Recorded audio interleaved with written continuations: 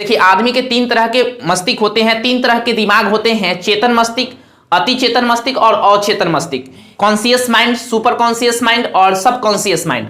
सबसे पहले हम लोग समझेंगे कि चेतन मस्तिष्क यानी कॉन्शियस माइंड क्या होता है। दिल में जो है वह 10% जो हिस्सा रहता है वो कॉन्शियस माइंड यानी चेतन मस्तिष्क का रहता है, और इसमें जो होता है हम लोग कोई भी चीज को सीखते हैं।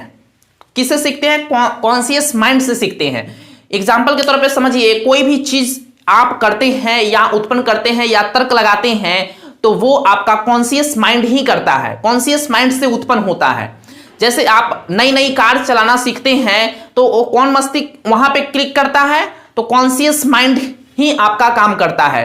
ठीक है, अगर आप कार सीख गए हों, अगर दोबारा कार चला रहे हों तो वो वहां पे सब कॉन्शियस माइंड आपका काम करे।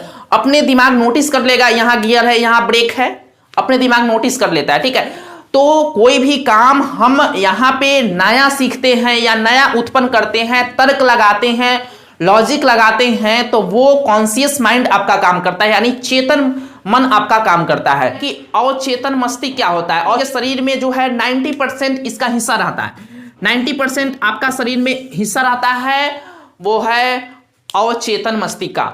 वो इसमें विश्वास घर कर जाता है, विश्वास बैठ जाता है। कोई भी चीज को हम अगर इसमें याद करते हैं, याद करने की इच्छा शक्ति दायर करते हैं, याद करने की शक्ति इसमें रहती है, तो वो रहती है आपका सबकॉन्शियस माइंड में। यानी जैसे हम मान के चलिए लाइट कट गया, अंधार घर है, अगर आपको खाना खाना है तो आप ऐसा नहीं है कि आप खाना खाएंगे, जब खाना खाएंगे तो आप नाक से खाएंगे, मुंह से ही खाएंगे, तो आपको याद है, जो याद है तो वो किस माइंड का काम आपको कर रहा है? तो वहां पे सबकॉन्शियस माइंड आपका काम कर रहा है। ठीक है, जब इसमें दोस्तों होता है आपका जो इमोशनल पावर जो होता है या फीलिंग जो आता है वो सबकॉन्शियस माइंड से आता है। ठीक है, तो यहाँ पे आदमी के दिमाग में, मन में जो होता है वह 90% हिस्सा जो रहता है वो सबकॉन्शियस माइंड का रहता है, और सुपर कॉन्शियस माइंड जो है वो सबकॉन्शियस माइंड से ही